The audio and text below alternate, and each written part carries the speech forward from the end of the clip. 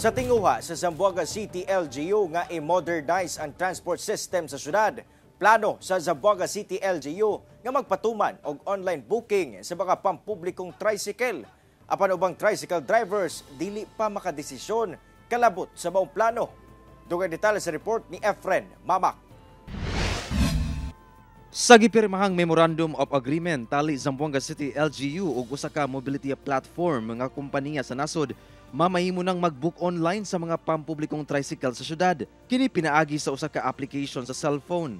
Sa mismong app, makita ang saktong pamiliti sa mga pasahero, lakip ang eksaktong destinasyon ni ini. Once man book to, talya el derecho tabuya el amount del pasaje si donde el destino del pasahero.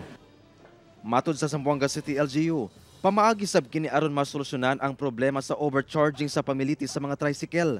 Uno también purpose para habla kita menor or kita yagad no kung el pasya kita per day kung el mga overcharging, mga reklamo del mga riding consumers no. Apan, sumala sa ubang tricycle driver sa Zamboanga City, dili pa sila basta-basta makauyon sa bagong sistema. Gikinahanglan pa daw nila kining masabtan pag-ayo.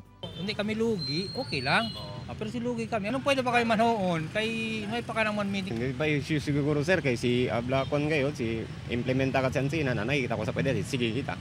Hinuon na katagdang magpaygayon ng LGU og mass orientation kalabot ni ini sa unang 600 ka tricycle driver sa syudad nga dunay prangkisa karong bulana. Gipasabot-sab sa LGU nga ang maong platform usasab ka pamaagi sa pag-modernize sa transport system sa syudad.